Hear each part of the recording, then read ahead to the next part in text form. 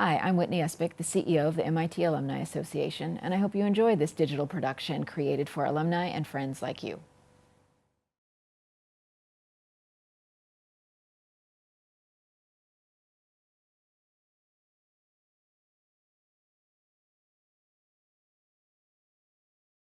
Hi, good morning. Welcome to the MIT Faculty Forum. I'm Aviva Hope-Rudkin, and I'll be today's moderator. I'm a master's alum from 2013 in science writing, and I'm currently the math and data editor at The Conversation US. The Conversation is an independent source for informed analysis that's written by the academic community and edited by journalists. So, thank you so much for joining today. As a reminder, we welcome all your questions during this chat. If you're one of our alumni who's joining us via Zoom, you can use the Q&A feature found on your toolbar. And for those viewing on YouTube, you can add your questions to the comments field right next to the stream. And we also encourage you to tweet using hashtag MIT Better World. And we'll try to get to as many questions as we can today. Today, we'll be discussing several areas of research around autonomous vehicles and advances made in their technology, deployment in cities, and safety. Our guest is Don MacKenzie, who earned his master's and PhD degrees at MIT in tech policy and engineering systems. Don is an assistant professor of civil and environmental engineering at the University of Washington.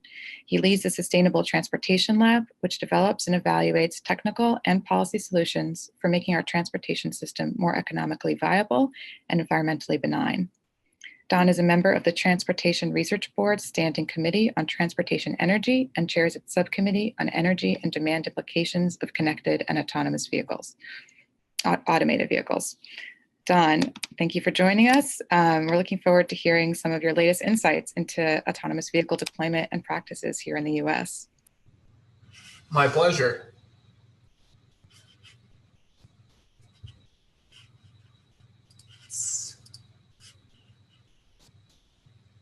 All right, so Joe and Aviva, I trust that you will let me know if you have any trouble, if you cannot see my slides, but I'm going to jump right in. So it's a real pleasure to be here today and to be talking to you all, and appreciate the registration numbers. And I think it speaks to what an exciting and interesting and new topic area this is. So I appreciate the generous introduction, Aviva. I will just say briefly that I lead a group called the Sustainable Transportation Lab here at the UW in Seattle. We have a great set of students from around the country and around the world working on these questions in the areas of automated vehicles, electrification, and new mobility services. And just I'll say a little bit more by way of introduction. When we look at sustainable transportation, we think of that as not just an environmental issue, but as a system that sort of supports a dynamic, vibrant economy and provides equitable access to opportunities, goods, and services for all. And we view these outcomes as emerging not just from new technologies and old technologies, but from how that technology interacts with individual choices and behavior as mediated by public policies. So that really guides our work on both AVs and on these other areas where we work, electrification and mobility services. Anyway, I thought I'd start by saying a little bit, offering my perspective on when automation is coming, and I've specified here when is safe automation coming, because really I think safety is the number one sort of bottleneck right now on getting automated vehicles onto the road. And the reason I say that is that, you can put vehicles out there today that can drive themselves. The question is, can they do it safely? Now, when is automation coming? Well, in one sense, it's already here. If we talk about partial automation, what SAE would call level 2 automation, where you have, several features working together in a coordinated fashion, level 1 or level 2 automation, this is already here. So we have one or a few features working together to support the driver. These are driver assistance systems. These are already here, and they're already in mainstream cars today. But when we look at full automation, getting towards what SAE calls level 4, which is a car that can drive itself all of the time without a human backup driver, and level 5, which is a car that can do that in any conceivable driving situation, it gets a little more challenging. And I think this was underscored by the accident this spring in Tempe, Arizona, that ended in the unfortunate death of a pedestrian. And so I think one way to kind of look at this and try and interpret this is, we have here a fatal crash, and human drivers in the US, despite the fact that we have, many 30,000 plus highway deaths a year in the US, that really amounts to about one fatal crash for every 93 million miles of driving. At the time that this crash in Arizona happened, Uber had accumulated about 3 million autonomous miles in their vehicles, in their automated vehicle fleets. And so if you want to kind of take one perspective on this, it would be that if Uber's automated vehicles really were as safe as human drivers, there's only a 3% chance that we would have seen a crash occur in the first 3 million miles. Another way to look at this, you might say, hey, you're being unfair in singling out Uber. There's been plenty of other companies that have been accumulating autonomous miles at the same time, and we'd be having this same conversation regardless of which company was involved in this accident. So we could say that there was probably about 9 to 10 million autonomous miles that have been accumulated at that same point across the whole industry. And the probability still is less than 10%. If those cars were as safe as human drivers, there's still less than a 10% probability that we'd see the first fatal crash in that first 9 or 10 million miles. So it seems and the challenge, and there's some work by Rand that has dug into this.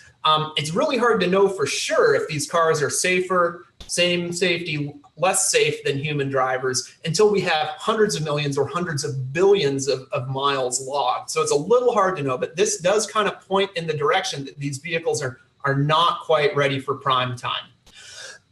We can also take the perspective of looking at so-called disengagements. So in on-road testing in California, companies that are testing their automated vehicles have to report so-called disengagements. These are cases where the human backup driver has to take over for the system.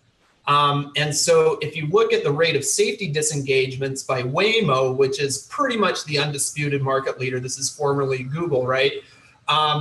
You can see that their progress in their disengagement rate kind of leveled off in 2017 after making considerable progress in the past couple of years. Now, we can't really say that that's a trend, and there are many reasons that this could have happened, right? This is not necessarily that they're reaching a point where they can't make further improvements. It could be that they're getting to the point where they're putting those cars into more and more demanding and challenging situations. But the fact remains that this is about 2 orders of magnitude above the human driver crash rate. So we can see that here too. We can see that here as well, that that there's in 2017, Waymo went about 5,600 miles between safety-related disengagements. Previous analysis, looking back to 2015, suggests that about 1 in 5 of those safety disengagements would have resulted in a crash. So we can estimate that Waymo would have had a crash about once every 28,000 miles in 2017. Is that exactly right? No, but it's order of magnitude, probably about right. And you can see that that is in contrast to one human-driven crash every 490,000 miles. So we're a long ways away from this technology matching up to human drivers. Now, once the technology is ready for market introduction, it's going to take some time before it completely takes over the new car market. So this is work by Steven Zoff, who is another MIT alum, actually 3 degrees from MIT, and now directs the Center for Automotive Research at Stanford. But when he was doing his grad work at MIT, he did this work with John Haywood. And what they looked at was basically the amount of time that elapsed between when a new automotive feature was introduced to the market and when it hit the maximum rate of growth in its growth of market share. And what they found is that this rate, this delay, this lag has been falling over time, but it's still on the order of 5 to 10 years. So you're looking at 5 to 10 years between initial introduction and when a feature really takes off and starts and hits its maximum rate of growth.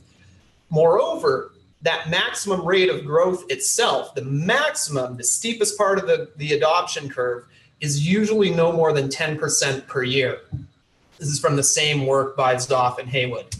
And so when you put those together, you can develop a plausible adoption curve from initial market introduction to when that technology is pretty much available on all new vehicles. And it's more or less something that plays out over a couple of decades to get to basically all new cars. Moreover, we have an installed base, a fleet of vehicles already in circulation. 60% of cars last more than 15 years. The average car on the road today is 11 years old. And so there's this additional about 15 or 20 year turnover period to get rid of the remaining manually driven cars. And so the bottom line is that we are talking 40 or 50 years probably before all vehicles on the road are automated. Now, much of my work is focused on the energy and environmental implications of AVs. And so I'd like to say a little bit about that. And the key point here, I think, is that energy and environment are not the driving forces behind why we're looking at automation in vehicles. Vehicle automation is about safety. It's about providing access to underserved travelers. It's about roadway capacity. It's about making more productive use of time in the vehicle. But energy and environment are not really why people are doing this for the most part, why companies are pursuing this. That said, they do have potentially significant, very significant energy and environmental benefits automation may have very significant energy and environmental benefits. And if we think of vehicle emissions, our total emissions, as being a product of this identity, so people miles of travel, how many miles people travel, multiplied by the ratio of vehicle miles per person mile, multiplied by the energy consumption of our vehicles, multiplied by the emissions intensity of our fuel, we can imagine plausibly that automation could have beneficial effects on almost all of these factors. And I've listed them here. I'm not going to read through all these, but what I will say is that people have been talking about this for a while, and it's probably 5 years ago now that people really started paying attention to vehicle automation. And a lot of folks at that time were presenting AVs as this panacea for energy use and emissions from vehicles, and identifying many of these reasons as kind of the explanation for that. So what we wanted to do in our work on this topic was to try and put some quantitative bounds on how big these impacts might be. And I don't know that we got all of them, but we got a lot of them. And we also anticipated some potential negative impacts. So ways that automation might actually increase energy use. And we've listed some of those here in red. Anyway, to kind of skip to the bottom line, the biggest risk that automation of vehicles poses from an energy and emissions standpoint is inducing more demand for travel. And the reason it does that is that automation makes vehicle travel safer, cheaper, and more convenient. I think this testimonial from a Tesla driver talking about his autopilot, that's a level 2 automation system, really sums this up nicely, right? It was the same distance, but the commute felt like it took half the time. So what he's saying here is that there's a reduced burden. There's a reduced implicit cost to his time spent driving. And when we look at the generalized cost of travel, the single biggest component of that cost on average is the value of the driver's time. So we're talking about taking the single biggest component of cost of operating a vehicle and reducing it by making that travel safer, cheaper, and more convenient. And I have thought about this, and I can't think of any good or service that has ever become safer, cheaper, and more convenient and seen people consume less of it. So I think this really points in a direction of more travel in the future.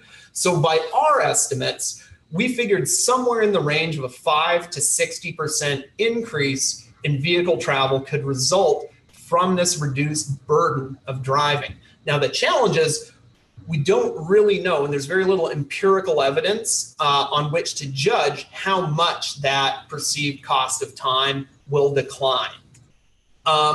I will say there have been some other research. The Atlanta Regional Commission and the Puget Sound Regional Council have run sort of regional travel simulations to assess the impacts of automation. They found something like a 20 to 25% increase in vehicle miles traveled. That's accounting for all of these feedbacks between roadway capacity, additional travel, that additional travel leading to more congestion. So they're capturing sort of the full feedbacks. But the bottom line is they get about a 20 to 25% increase. I think by far the most innovative, creative, and gutsy investigation of this is this work here that was done by Joan Walker at Berkeley and Pat Mukhtarian at Georgia Tech. I really wish that I had had this idea because it's awesome. They said, what is the travel mode today that most resembles a personally owned automated vehicle? And they said, well, it's pretty much like having a chauffeur. And so they said, how would we assess how people might respond to having that? Well, we'll give people a chauffeur. So they ran an experiment where they gave people a chauffeur for a week to drive their existing vehicle. And what they found was that during that week, their travel increased by 80%. Their vehicle miles of travel increased by 80% when they had that chauffeur. Now, I could say more about this, but I don't want to get bogged down. I think it's just a really cool, interesting way of approaching the problem. Now, so that's the risk, right? The risk is more vehicle travel. The major opportunities to cut energy and emissions really hinge on automation acting as an enabler of mobility services. So the idea is that if automation can lead more people to use mobility services, then mobility services unlock all of these other mechanisms that can help to reduce energy use and emissions. The challenge is that these relationships are all uncertain. We have very little empirical data to back up just how strong these different relationships are. But I will talk about a couple of these in turn. So the first is pay per trip. And so the thinking goes like this. This is work out of Switzerland, where they've looked at the total cost of travel in Swiss francs per kilometer. So the thinking goes like this. If you've got a private car, it is more expensive than using mobility services. So the right three bars here are mobility services. And so the thinking is that because a mobility service can be cheaper here, 0.39 francs versus 0.51 francs per kilometer, that people will opt to use the service. But personally owned vehicles are mostly fixed costs and only a little bit of variable cost. So the thinking is people switch to using the service because it's cheaper overall. But once they do, they will travel less because the variable cost is higher than when you own your own car. That's the theory. I'm skeptical about it because what we already see with mobility services today is the emergence of subscription-based business models. And what that does, for instance, Lyft offers a plan where you pay a monthly fee and you get a certain number of rides. And what that means is that at the margin, you're not really paying for each of those rides. We see this with people's use of phone plans. So most people have a plan that gives them a certain number of minutes, certain number of gigabytes of data every month on their phone so that they're not paying by the megabyte, paying by the minute to use their phone because people don't like that. People don't like feeling like they're paying at the margin and paying by the minute and getting squeezed every second that they're using a service. And we see that the subscription model is proving to be popular. So pay per trip may be challenging because companies will innovate and offer these subscription services that undercut that pay per trip incentive to reduce travel. So ride sharing, maybe we can enable ride sharing, getting people to share rides with one another because we have automated dispatch, automated matching, it can be done very fast and efficiently. Well, the challenge there is that automation makes mobility services cheaper. So today, if you were to look at a manually driven vehicle, this is Switzerland again, the cost per kilometer of a private taxi is about 2.6 francs per kilometer versus 1.4 francs per kilometer for a shared taxi. So your savings is 0.8 per kilometer. That's the bars in blue. When you automate, those costs get so small that the gap between them also shrinks. So now instead of saving 0.8, you're saving 0.12 francs per kilometer under an automated system. That's because you've taken away the cost of the driver and you've made this so cheap. So the idea here is if it's so cheap to get a personalized vehicle, who's gonna share a ride with a stranger without even a driver there as a third party? Who's going to get in a car with a stranger just to save 0.12 francs per kilometer? Or in the US context, you might be saving 25 cents a mile. So I'm a little skeptical about that. And this is work by David Keith, who's faculty at MIT Sloan. And what he's looked at is he used a stated choice experiment to see how this might evolve. And so he gave people a hypothetical choice between a personalized ride and a shared ride. And what he found was that if we assume that over time that price differential falls, then we see the market shift much more to the private vehicle rather than the pooled ride.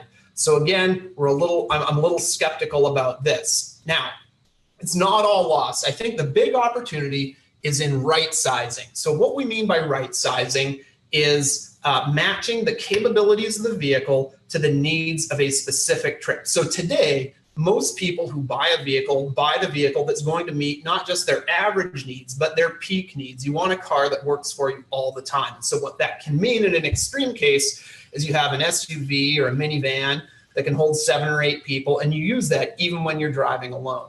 The idea of right sizing is simple. If you're not tethered to that specific vehicle, a company can dispatch a different vehicle to you based on your needs. Then they can send a small car when you're traveling alone or with one other person. They can send bigger cars when that's needed. That's the idea of right sizing. We see this emerging, of course, in mobility services today already with UberX, UberXL, Lyft, and Lyft Plus. We see it in the car-to-go car share fleet and the Reach Now car share fleet. People want to have that choice to choose the vehicle that meets their needs, not pay more than they need to when they're just traveling alone. And a new example of this that I don't have on the slides, of course, is the booming popularity of scooter sharing and bike sharing and electric bike sharing in markets where those services are being introduced. So what you see there's people, not everyone, but many people are happy to take those sort of ultralight vehicle modes when they're traveling alone.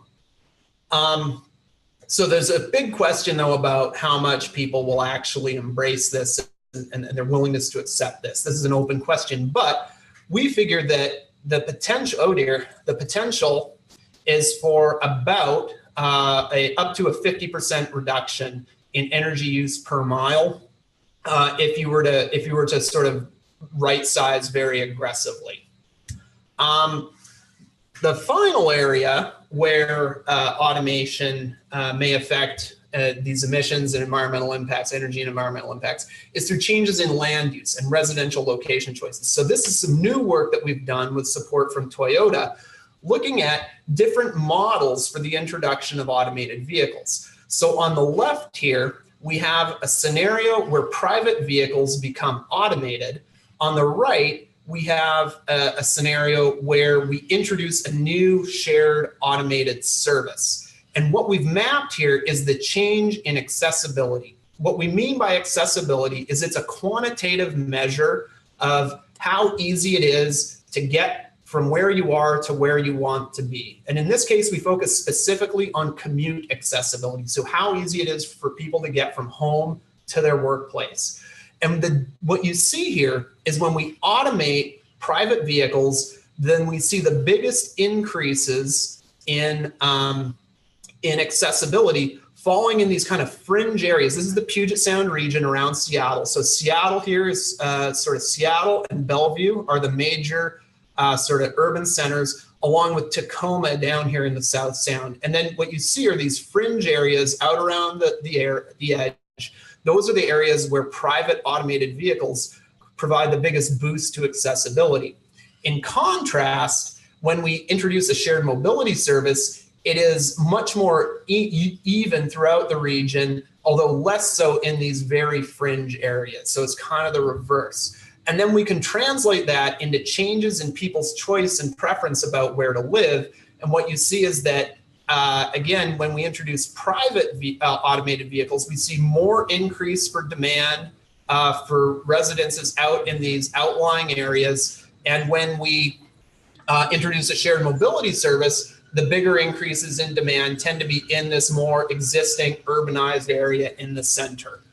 And so I think this is my last slide. And the point that I would just leave you with here is that some of the impacts that we've talked about and some of the impacts of automation, they may depend on the level of automation. And so we can reasonably expect in particular that many of these travel cost reduction impacts, this reduced value of travel time inducing more demand for travel, could very well occur with a level 3 automation. That is basically what Audi has introduced today. Tesla is getting close to level 3. This is a system that can allow the driver to disengage and will alert the driver when the driver needs to resume control. And so with a level 3 system that works under a significant range of conditions, you could get much of this induced demand effect. But that is not sufficient to run a mobility service. You really need level 4 or level 5 automation in order to support an on-demand automated mobility service, because that vehicle needs to be able to deadhead. It needs to be able to drop one passenger and go to the next without a backup driver in the car. And that means level 4 or 5 automation. So a big risk is, do we get stuck here at level 3? And if we do, we can see many of these downsides and not get the benefits that come from unlocking mobility services. So that's pretty much what I had, and I'm happy to take questions about this, or you can throw some curveballs at me. Thank you all. Okay, thanks, Don. That was great. We've got some great questions coming in already. I just want to remind people before we jump in that if you have questions you want to ask, you can put them in the Q&A feature on Zoom, or you can add them in the comments panel on YouTube Live. I have a few questions of my own, but I actually want to start with this question from Tom that I thought was interesting. Tom wants to know, do you believe that an autonomous vehicle should always have the capability to be driven manually if the driver chooses? And does the industry say the same thing? Do they agree with you too? I think you're on mute. Yeah, that was a good catch. Okay, so I don't know that I have a position on that kind of normatively, in the sense of like, should they, is that good public policy? I tend to think that for the near to medium term, that will probably be a business necessity for a couple of reasons. One, many people don't want to have an automated vehicle drive them all the time or any of the time. And so if you want a vehicle that can appeal to everyone, and that's generally the model in the auto sector, is that you try and make cars that appeal to as many people as possible. That's probably a necessity for that reason. I think it's also probably a necessity because if you don't have those human controls, that you really need a level 5 vehicle in order for that to work. So I tend to think that we will probably, certainly for the personal vehicle market, continue to see manual controls in those vehicles for a long time to come. I also think that one of the possibilities that I haven't heard a lot of people talk about is with these automated on-demand mobility services, a lot of people tend to think that that will work like Uber, essentially. So the car will come, it will drive itself to you, you will get in, and it will drive you to your destination. Again, I think for a lot of people, that's an appealing option, but I think you could appeal to a lot more people if you had a car that could drive itself to you, but then you could drive it to the destination if you so choose. And you kind of get the best of both worlds in that way. If someone wants to let the car drive, they can, but people who prefer to drive themselves can also do that. Okay. I think that speaks to something too that I've wondered about talking to people, you know, like you talk about trucking, for example, which I think some people are really excited about. Does it make sense to say, when we think about here's the potential costs, here's the potential benefits, maybe we should restrict autonomous vehicles to certain kinds of domains? You know, someone asked, you know, are these insights the same if we focus on moving goods rather than moving people around? So I think one of the challenges with trucking, of course, is that drivers are very well organized. So the trade associations for drivers are very well organized, and we certainly can anticipate a conflict between sort of shippers and sort of major fleet operators and independent owner operators and drivers whose livelihood depends on them driving the trucks. You can certainly think of many sort of special cases in the near term, sort of truck maintenance issues, chaining up in the mountains, these sorts of things that it would be hard to get a robot to do in the near term. But you can also easily envision that you don't need a driver in every truck to do that, that you could come up with other solutions. There's certainly a large financial incentive to automate trucking. Okay. Let me ask another question. Since this is MIT focused, we have a question from someone in Boston who notes that, you know, in Boston, there haven't been that many traditional public hearings about tests on deploying AVs. Are there other cities where this is really contentious, where the public's really involved? You know, what kind of places are you watching when you think about all these issues? You know, that's interesting. I haven't heard much about a lot of public input on testing and using cities as test beds. That's not to say it hasn't happened. A lot of that kind of certification and regulation of these, that's not the main area that I focus on. So it's entirely possible that I've missed it. But I have not heard about a lot of pushback on this. Okay. What about? I would be interested. One thing I've been looking for, and we may collect some data on this, but I haven't really seen good data yet, is I suspect that people feel differently about sharing the roads with automated vehicles versus actually being driven in one themselves. And I think that would be an interesting question that we can and should be looking into. Are there any gaps in perception there? In perception of just sort of their perception of safety in the context of other vehicles on the road versus, you know, driving you. I mean, in general, we know that people, okay, it's a little bit of an exaggeration, but people basically think that they're great drivers and everyone else is horrible. So Sure. Extending that logic, sure, it would be a good idea to replace all the other drivers with robots, but not me. And so I tend to think we would probably see some differences there. And I think you're liable to get a lot less pushback on the idea of having AVs on the road versus, you know, something which, by the way, no one is talking about, basically requiring everyone to travel in an AV. People would not like that. I would not recommend that. I don't think anyone would try and advance that policy, at least not in the near term. Okay. So there's another kind of related question. Maybe this is also a little out of your usual zone, but David Wang wanted to know if there were also interesting differences either in the impact or in the adoption of automated vehicles between different countries, you know, particularly, you know, when we think about markets that aren't as motorized as here in the United States or other developed places. So have we looked at... No. So the work that we've done looking at energy and environmental impacts has been primarily, it's been in the US context. I suspect that impact would be similar in other, you know, highly motorized developed countries. And I would say, I think that the impact would be similar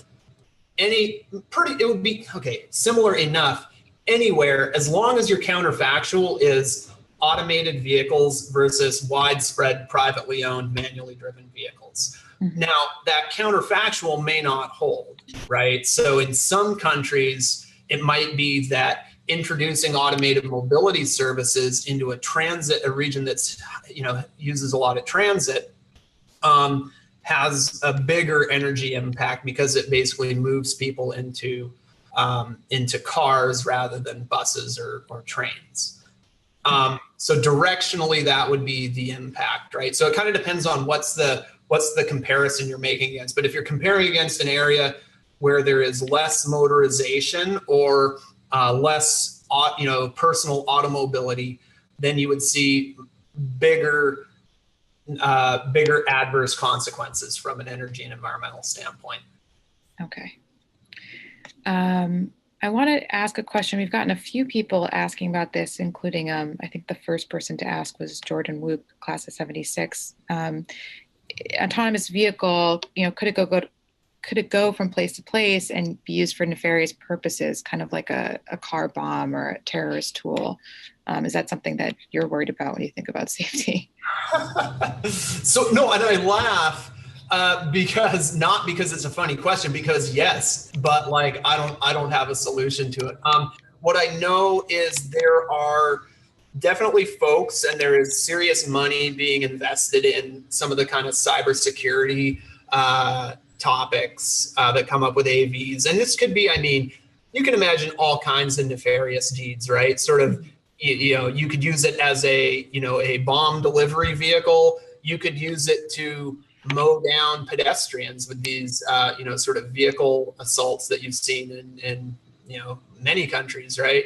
You could also imagine using it for, as basically to attack or kidnap the person who's traveling in the vehicle. So there's all kinds of bad things that could happen. And I can't say that, oh, that's totally in hand, or, oh, that's a huge issue. What I can say is that there is money being spent by various agencies to research this and try and come up with better sort of cybersecurity and ways to mitigate those risks. But I don't know if that's a problem that we can solve, and I don't know how big a problem it would really be.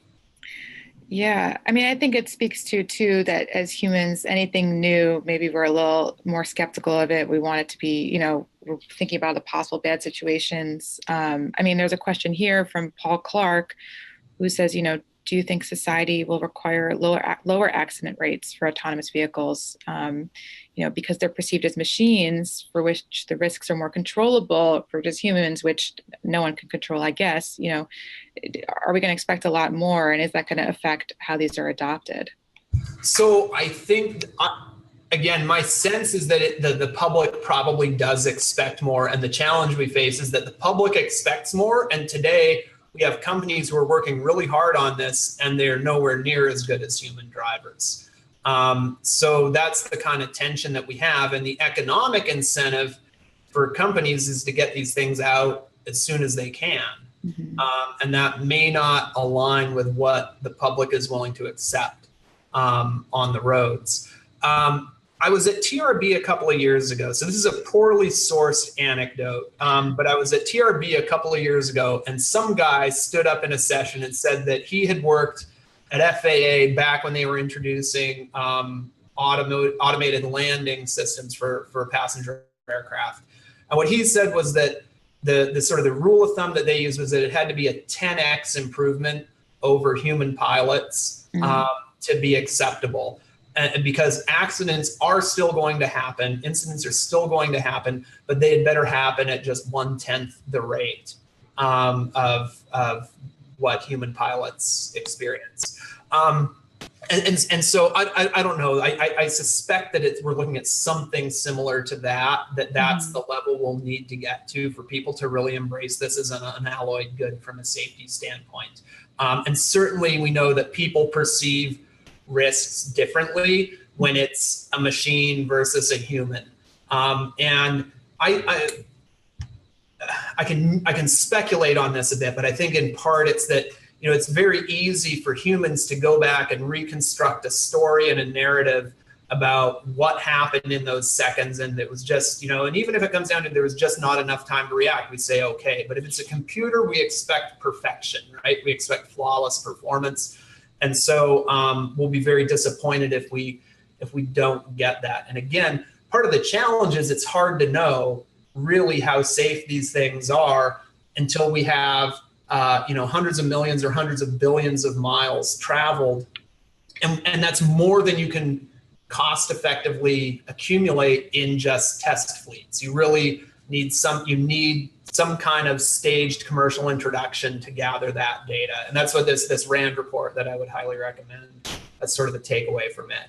I think, going back to this idea with the commercial air travel system, I think one of the potential benefits that we have from handing more control over to the computers and taking this away from individual, from hundreds of millions of individual drivers, is that we can really have a much more safety first oriented system, the way we have with the FAA and the NTSB today, working, hand in hand with the industry very collaboratively to identify root causes, and every incident is treated as a case that has to be investigated and closed. That's not really something that we have today with automobiles, but it's something we could get to. But a big challenge to that is a lot of the companies that are developing this technology are reluctant to share data and proprietary algorithms with regulators or with the public because they're trade secrets. And so there are sort of incentives that strongly push them towards less transparency. And I don't know, and if we don't figure out a way to to buck that trend, I don't know that we can get the benefits, if we can realize the same kind of benefits that have been realized in the air transport system. Mm-hmm. Okay. Well, I think that leads to too, we've gotten a few people asking about how the insurance industry is adapting to this and what on earth that's going to look like when, as we move forward, we eventually have more people in these vehicles getting into all kinds of scrapes. Yeah. So I think the first thing that a lot of people think is that the insurance industry won't like this because they make their money selling insurance policies. And if you reduce the need for insurance, you reduce the frequency and or severity of crashes, you reduce the need for insurance. But that's not my experience of how this is going. So the big meeting for this is the Automated Vehicle Symposium every July.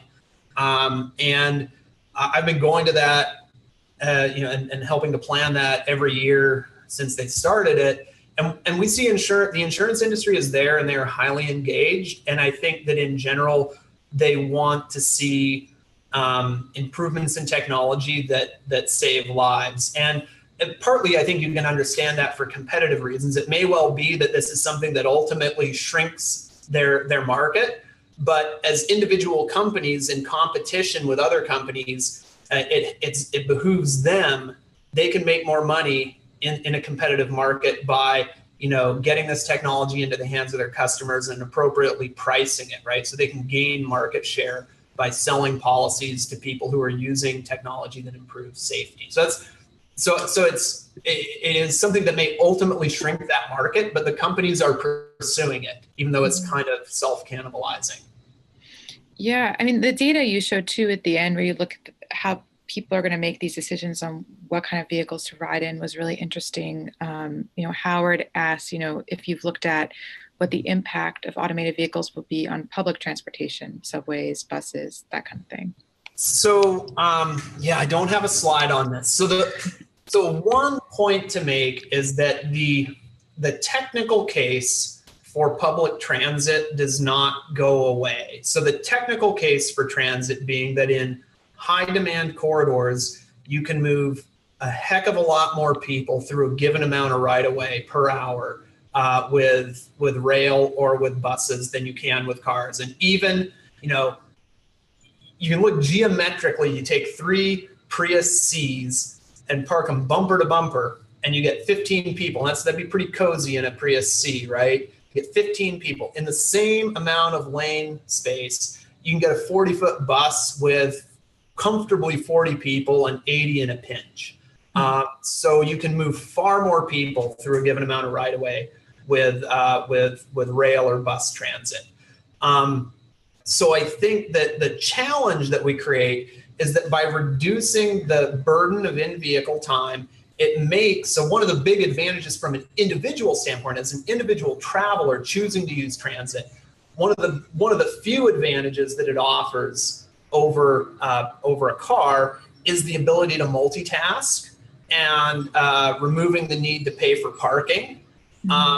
And automated vehicles can give you both of those. You can multitask in a self-driving car, and then if it's a shared vehicle, it just goes off and serves another passenger. If it's your own vehicle, it can drive itself off and park. So you might still have to pay, but you don't have to search for parking.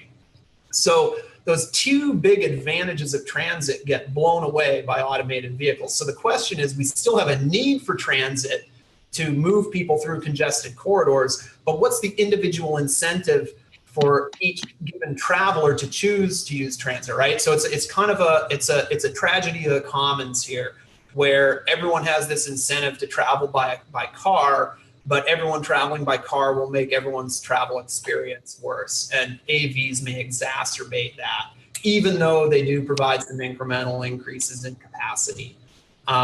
So that's a challenge that I haven't really heard a good answer to. Other than the one that's kind of the third rail, which is pricing, that we need to be pricing roads and have dynamic or at least time of use pricing on our roadways so that people have an incentive to use transit or to use shared vans or carpooling or whatever.